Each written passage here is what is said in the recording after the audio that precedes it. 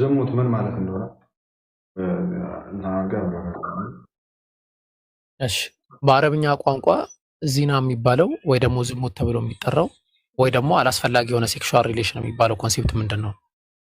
ያ ማለት ቀላል ነው ትርጉሙ። ዝሙት ማለት አምላክ ካስቀመጠው ህግ ውጪ የአምላክን ህግ ተላልፈህ ከሌላ አካል ጋር ከአንተ በተቃራኒ ካለ ሴክስ ጋር ግንኙነት ማድረግ ማለት ነው ዝሙት ማለት ሲምፕሊ። ዝሙት የሚያደርገው ያንን ነገር ለምሳሌ ዝሙት ፈጸመ የሚባለው ሴክስ ማድረግህ ብቻ ነው ወይስ አምላክ የሚፈቅደውና የማይፈቅደውን ግልጽ አድርግልኝ። አዎ ኃጢያ በቃ ልክ እንደነገርኩ ነው። እንደዚህ አይነት ኮንሴፕቶች አሉ። በአጠቃላይ ይሄ ቴዎሎጂካል ነው፣ እስልምና ምናምን የመሰረተ ሳይሆን አጠቃላይ ኮንሴፕቶች አሉ። ለምሳሌ አንድ ነገር ዝሙት ለመባል ይሄ ቪግሬስ እንለዋለን። ለምሳሌ አሁን ላቭ ስንል አሁን ኤርሚ የሆነን ሰው መጥቶ እወድሃለሁ ካለ መውደድ የሚባለው ምን ያህል ደረጃ ነው? ሊሚት ያስፈልገናል አይደል? ሃይማኖታዊ ሲመጣ እንደዚህ አይነት ነገራቶች ሊሚቶች አላቸው። ሰው ዝሙት የሚባለው ምን ሲሆን ነው? ዝሙት ሲባለው ከአምላክ ውጭ የሆነ አምላክ ከፈቀደ ውጭ። ለምሳሌ ኤርሚ አንተ መታገባው እንትናን ነው ተብለ ከሷ ውጭ ካገባህ ዝሙት ነው ለአንተ። ያው እንደዛ ይባል ህግ ባይኖርም ይሄ ምሳሌ ነው። ግን አሁን እኛ ሰዎች ከማንኛውም አካል ጋር የመጋባት ፍቃድ ተሰጥቷቸዋል። ሰው ከነዛን አካላቶች በተፈቀዳቸው መንገድ ሌጋሊ ኮንሱሜት አድርገው ቤተክርስቲያን ከሆነ ቤተክርስቲያን፣ በመስጂድ ከሆነ ኢስላሚክ በሆነ ወይ ጋብቻ ማድረጋቸው ያንን ዝሙት አያስብለው ማለት ነው። ያ ዝሙት ማለት በአጠቃላይ በእስልምና ኮንሰፕት ከጋብቻ ውጭ የሚደረግ ነገር ነው እና ሰሃባዎች ያንን ነገር አልፈጸሙም ነው የምትለኝ? ሰሃቦች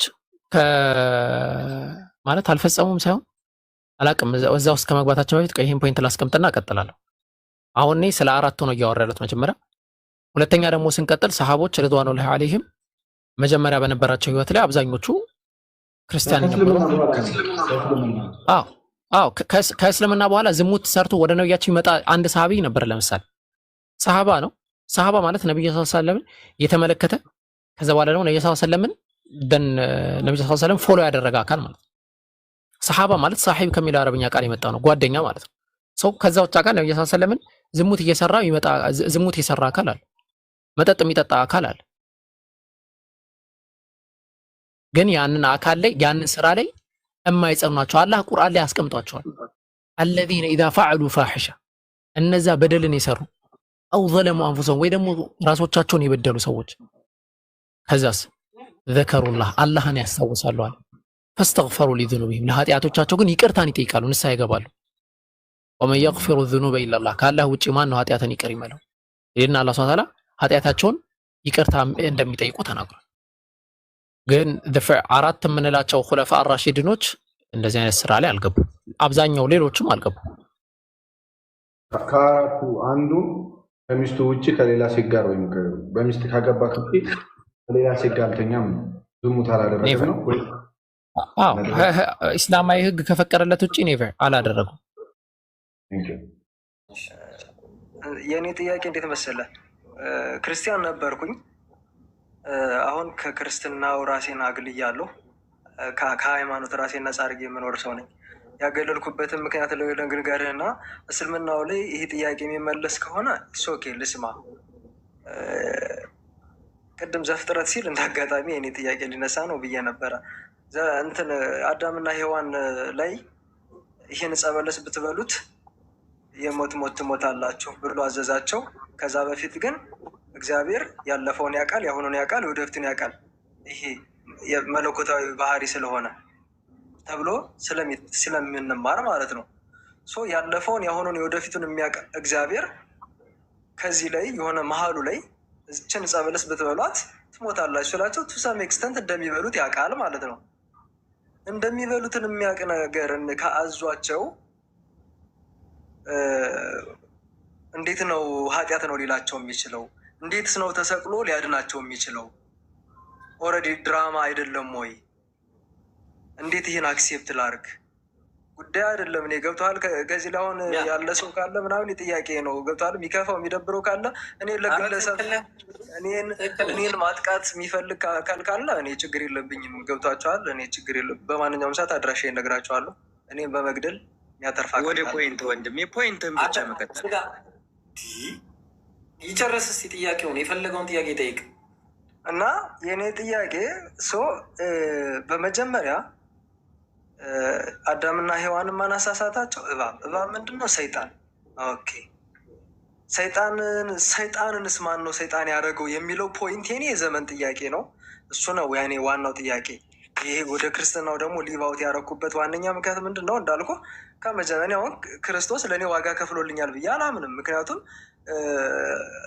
አልፋና ኦሜጋ የሆነ ክርስቶስ ሀና ፖን የሚያቅፍ ክርስቶስ ወይ አንደርስታንድ ታደርገኛለህ? ሀና ፖ ስልህ ከመጀመሪያ እስከ መጨረሻ የሚያውቅ ክርስቶስ እንዴት ነው ቱ ሴም ኤክስተንት በልተውታል አይደል? ዕፀ በለሱን ከዛ በኋላ ከገነት ተባረሩ ነው የሚለው። አይበሉትም ነበር ካልከኝ ክርስቶስ አያውቅም ነበር ማለት ነው። ማለት እግዚአብሔር ክርስቶስ የሚለው ከዛ በኋላ የመጣ ነገር ነው። እግዚአብሔር አያውቅም ነበር ልትለኝ ነው? አይ እግዚአብሔር ያውቃል የምትለኝ ከሆነ እያወቀ ካዘዛቸው ለእኔ ዋጋ አልከፈልልኝም ልልህ ነው። ይሄን ስጠይቅ አንዳንዱ መናፍቅ ነህ ይለኛል፣ አንዳንዱ ሌላ ነገር ነህ ይለኛል። የህይወት ጥያቄ ነው። የምከተለው ነገር አውቄ ነው መኖር የምፈልገው። ከዛ ምን አደረግኩ? ከዚህ ሁሉ ነገር ለምን ራሴን አግልዬ ከሃይማኖት የሚመጣውን ነገር ማልቀበል? እግዚአብሔር ከሆነ እንደ ፍጥርጥሩ ያድርገኝ፣ አላህም አላህ ከሆነ እንደ ፍጥርጥሩ ያድርገኝ። ሰው ይህ ጥያቄ የሚመልስ አካል እስከሚመጣ ከሰዎች ጋር ተግባብቼ እንደ ሰው ልኖር ብዬ እንደዛ መኖር ከጀመርኩ በጣም ብዙ አመቴ ነው እና ይህን እንዴት ታየዋለህ? ወደኋላ ልመልስ። ይሄኛው የክርስትና አስተምሮት ነው። ወደኋላ ከፍ ላድርግና ከእናንተ ሰይጣንን እንዴት ነው ትሪት የምታደርጉት? አላህ ሰይጣንን እንዴት ነው ትሪት የሚያደርገው? እንዴት ነው የተፈጠረ ነገር ነው ወይ የሚለውን ነገር ብሮዬ በቅንነት ብትነግረኝ ደስ ይለኛል። በጣም አሪፍ የሚገርም ጥያቄ ነው የጠየቀን። ሚዩት ታደርግልኝ እባክህ። ማን አንተን አይደለም? አይ እሺ፣ አንተ ከፈለክ ሚዩት አለማድረግም ትችላለህ፣ ጠያቂ ስለሆንክ። በመጀመሪያ እኛ ጋር የመጀመሪያው ነገር ወደኋላ እመለስልሃለሁ። ማንም ለማንም የሚሞትበት ነገር ምክንያት የለም። ኢየሱስ ለእኛ ብሎ የሚሰቀልበት ምንም ምክንያት የለም። ለምን ከተባለ የሰራነው ኃጢአት ስለሌለ፣ መጀመሪያ ከኃጢአት ጋር አልተወለድኩም እኔ። የሰሩት አዳምና ሔዋን ናቸው። መጠየቅም ያለባቸው እነሱ ናቸው። ኦልሬዲ ተጠይቀው ይቅር ብሏቸዋል። ኦኬ፣ ይህን አስመልክቶ ቁርአን ላይ አላህ በጣም የሚገርም ንግግር ነው የሚነግረን። ሰይጣን በእስልምና ያለው እይታ ሰይጣን የሚባለው ባህሪ ነው፣ ከአንተ ውስጥ የሚመነጭ ባህሪ ነው። አንተ ሁለቱንም እንድትሆን የተሰጠህ ባህሪ ነው። አላህ ሁለት ነፃ ምርጫ ያላቸውን አካላቶችን ፈጥሯል ብለን እናምናለን እኛ ሙስሊሞች። አላህ ቁርአን ላይ ሲናገር ወማ ኸለቅቱ ልጂነ ወልኢንሰ ኢላ ሊያዕቡዱን፣ የሰው ልጅን የሚሆን አጋንንትን እኔን ሊገዙኝ በቀር አልፈጠርኳቸውም ማለት እኔን አለ። አጋንንት የሚባሉት እንደኔና እንዳንተ ፍጡር ናቸው፣ ሰይጣን አይደሉም። ከነሱ የሰው ልጆችም ሰይጣን አለው፣ ተንኮለኛ ማለት ነው። የሰው ልጅ ሰይጣን ሲሆን ተንኮለኛ ነው ማለት ነው። ኦኬ፣ ከአጋንንትም ተንኮለኛ ካለ ሰይጣን ነው ማለት ነው፣ ባህሪያቸው ነው እንጂ አሁን በእኛ አስተምህሮ አጋንንት የሚባለው ነገር በራሱ ልክ እንደ ሰው ልጅ የማይታይ ሆነ እንጂ እንደ ሰው ልጅ ፍጡር ነው። ኦኬ፣ ያ የማይታየው ደግሞ በአላህ የሚያምን አለ፣ በአላህ የካደ አለ። ከነዛ መካከል ደግሞ አንደኛው ኢብሊስ በመባል ይታወቃል፣ ወይ ደግሞ እናንተ ዘንድ ሳጥናኤል ብላችሁ የምታውቁት የነበረው ማለት ነው። ከዛ ምን አለ? ከመላእክቶች ጋር እንዲኖር አላህ ወስዶት ነበር፣ እዛ ነበር ይኖር ነበር። ግን ምንድን ነው እሱ ራሱ ከአጋንንት ነው እንጂ መላእክት አልነበረም። ከአጋንንት ነው ዘሩ። እኔ ሰው ከሰዎች እንደሆንኩት ሁሉ እሱ ደግሞ ከአጋንንት ነው። አንድ ፐርሰን ነው ያ ፐርሰን። ሰው ያ እየኖረ እያለ አዳም ይፈጠራል። አላህ አዳምን ሊፈጠር ሲያስብ እየገባ እየወጣ ቼክ ሁላ ያደረገው ነበር ማንነቱን ማለት ነው። ከዛ በኋላ አላህ ምን ይላል ለሰዎች? እኔ ምን አለ? ሱረቱል በቀራ ምዕራፍ 2 ቁጥር 30 ላይ እኔ በምድር ላይ ተተኪን አድራጊ ነኛል። ተተኪን ማን ነው? ተተኪ የሰው ልጅ ማለት ነው። ተተኪ ማለት ምድርን እየተተካካ የሚገዛት ማለት ነው። ሰው አድራጊ ነኝ ብሎ ሲል ከዛ በኋላ ቁርአን ላይ አላህ መላእክቶች ምን አሉት? እንዴት እንደዚህ ልታረግ ትችላለህ? ትንሽ ሚዩት ታደርጋለህ፣ ድምጽ ይረብሻል። ይቅርታ። እሺ። እና እንዴት እንደዚህ ታደርጋለህ ብለው ሲሉት ኢኒ አዕለሙ ማላ ተዕለሙን፣ እኔ እናንተ የማታውቁትን አውቃለሁ በማለት ይናገራል። አሁን የዚህን ሰዓት መላእክትን ሁሉ ሰበሰበና ሳጥናኤል ለማን ነው እንትና ኢብሊስ የተባለውንም አካል ሰበሰባቸውና ሰይጣን አልነበረም በመጀመሪያ ልባል ክብር የነበረው አካል ነው። ከዛ ስገዱ አላቸው ሁሉ ነው። እሱንም ለብቻው ትእዛዝ ሰጠው። ወኢዝ ቁልና ሊልመላኢከት እስጁዱ ሊአደም፣ ለመላእክትም ባልናቸው ጊዜ ስገዱ። ለብቻው ደግሞ ምን አለው? ማለከ ለምንድን ነው ማትሰግደው አለው። ኢዝ አመርቱክ፣ ሳዝህ እኔ ስገድ ብዬ ሳዝህ ለአዳም ለምንድን ነው ያልሰገድከው? የክብር ስግደት ማለት ነው ሲለው ኸለቅተኒ ሚን ናሪን ወኸለቅተሁ ሚን ጢን አለው። አንተ እሱን ከአፈር ፈጥረው ከጭቃ ፈጥረው እኔ ከእሳት ፈጥረህ እንዴት ለሱ ሰግዳለሁ ብሎ ኮራ። አልሰግድም ማለት የዚህን ሰዓት ነው አላህ ምን አረገው? ከዚህ በኋላ አንተ ፈማ የኩኑ ለከ አንተ ተከበረ ፊሃ፣ በውስጧ ልትኩራራ እየተገባ አይደለም አሉ። ፈኽሩጅ ውጣ፣ ከዚህ በኋላ ረጂም ሆነ ማለት ነው። ሸይጣን ሆነ። ከዛ በኋላ ምን ሆነ? ተንኮለኛ ሆነ። ባህሪው ራሱ ምክንያት ነው የሆነው። ራሱ ነው ለአደም አልሰግድም ብሎ ኩራት የመጣበት። ምክንያቱም ነፃ ምርጫ የነበረው አካል ነው። ኦኬ፣ ነፃ ምርጫ የነበረው አካል። እኔም አሁን ነፃ ምርጫ አለኝ። ለምሳሌ ነፃ ምርጫ ሲባል ጉዱ ካሳ፣ እኔ አሁን መብላቴን፣ መጠጣቴን፣ ሁሉ ነገሬን አምላክ ያውቃል ወይስ አያውቅም? ጉዱ ካሳ ያውቃል እንጂ ያውቃል። ጥሩ።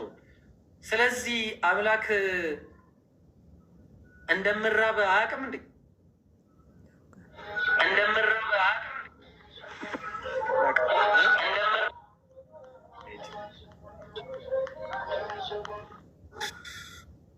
እሺ፣ እንደምራብ ያውቃል አይደለም? ያ ማለት ግን አምላክ እኔን ተራብ ብሎኝ ነው እንዴ? ወይስ እኔ ስላልሰራው ነው የተራብኩት?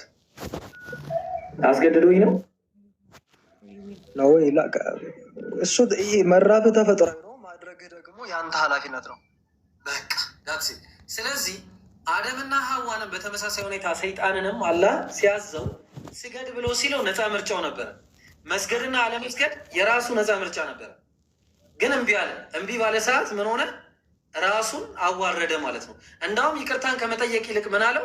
ከዚህ በኋላ አለው በአንተ መንገድ ላይ የሚሄዱትን ሁሉ አጠማለሁ ብሎ ዛተውላ። ከዛ አላህ ምን አለው? ኢላ የኔ ባሪያዎች ሲቀሩ፣ በእኔ መንገድ ላይ ቀጥ ብለው የጸኑ ሲቀር ሌሎቹም ልታጠም ትችላለህ አሉ። በቃ ምክንያቱም በእሱ መንገድ የማይሄድ ሰው ይጠማል ኦልሬዲ። ስለዚህ ረጂም የሆነው በራሱ ምክንያት ነው። መጀመሪያ የሰይጣን ኮንሴፕት ወቀው። ሰይጣን ባህሪው ከውስጡ የመነጨ ያ የተንኮል ሀሳብ ነው፣ የኩራት ሀሳብ ነው። በዛ ምክንያት ምን ሆነ? ሰዎችን የሚተናኮል ፍጡር ሆነ ማለት ነው። መጀመሪያ ግን አላህ ሲፈጥረው ሰይጣን አድርጎ አይደለም የፈጠረው፣ መልካም አድርጎ ነው የፈጠረው። ኦኬ። ልክ እንደዚሁ የሰው ልጅም ገነት ውስጥ ከገባ በኋላ አትብሉ ተባሉ። ከበላችሁ ሞትን ትሞታላችሁ አልተባለም። ከበላችሁ ከበዳዮች ትሆናላችሁ፣ ልብሳችሁንም ታጡታላችሁ አላቸው። መጀመሪያውኑ ግን ሲፈጠሩ የተፈጠሩ ለምንድን ነው? ምድር ላይ ተተኪን አድራጊ ነኝ ብሎ ነው አላህ የተናገረው። ኦኬ። ስለዚህ ቢበሉም ባይበሉም ይወጡ ነበረ ከዛ ውስጥ፣ ግን እንደ ምክንያት ደግሞ ሆነ። ስለዚህ የዛን ሰዓት በሉ። ሲበሉ ሞትን ሳይሆን የሞቱት ልብሳቸውን አጡ ከላያቸው ላይ። ወዲያውኑ ተጸጸቱ።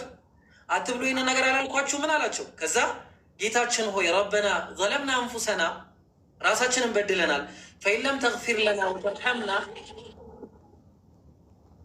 ወተርሐምና ለነኩነነ ሚነል ኻሲሪን አሉ። ባትምረን ባታዝንልን ከከሳሪዎች እንሆናለን አሉ። የዛን ጊዜ አላህ ፈተለቃ አደሙ ሚን ረቢህ ከሊማት፣ ጌታውም ማን ነው? አደምም ከጌታው ምን አገኘ? የማህርታ ንግግርን አገኘ። ማረው ማለት ነው። ኦኬ፣ ማረው፣ ወዲያውኑ ማረው። ከዛ ልብስ ነበረ፣ ልብሳቸውንም ሰጣቸው። ኦኬ፣ ልብስ ሰጠዋችሁ ይላል አላህ ሲናገር። ስለዚህ መጨረሻ ላይ ደግሞ ውጡ ከዚህ ተባሉ። ለምን? እቅዱ መጀመሪያ ምድር ላይ ሊያኖረን ነበረ። ለምንድን ነው? ሞትና ህይወት ራሱ ፍጡር ናቸው። መጀመሪያው ምን አለ አላህ ሲናገር ቁርአን ላይ አለዚ ኸለቀ አልመውተ ወልሐያት ሊየብሉወኩም አዩኩም አሕሰኑ ዐመላ፣ ያ ሞትንና ህይወትን የፈጠረው የትኞቻችሁ መልካም እንደሆናችሁ ሊሞክራችሁ ነው። ከዛ ሪዋርድ ሊሰጠን ነው፣ ለእኛ ስለሚያዝንልን ማለት ነው። ኦኬ። ስለዚህ አላህ አወረደን ምድር ላይ። ከወረድን በኋላ ምንም ወንጀል የለብንም። አደምና ሐዋን ምሯቸዋል። ኢየሱስ ለእኔ ብሎ የሚሰቀልበት ምንም ምክንያት የለም። እኔ ስወለድ ንጹሕ ነኝ። የምጠየቀው በምንድን ነው? አገናዝቤ አይቼ አስቤበት በሰራሁት ወንጀል እጠየቃለሁ። ከዛ በተረፈ ባልሰራሁት፣ ባላየሁት፣ ባልተባበርኩት፣ ባልነበርኩበት አምላክ ይጠይቀኛል ማለት በራሱ አምላክን በዳይ ማድረግ ነው። ለዛ አላህ ግን በዳይ ጌታ አይደለም። ለዛ ምን አለ? ወላ ተዚሩ ዋዚረቱን ዊዝራ ኡኽራ፣ አንደኛው የሌላኛውን ወንጀል አይሸከምም። ኦኬ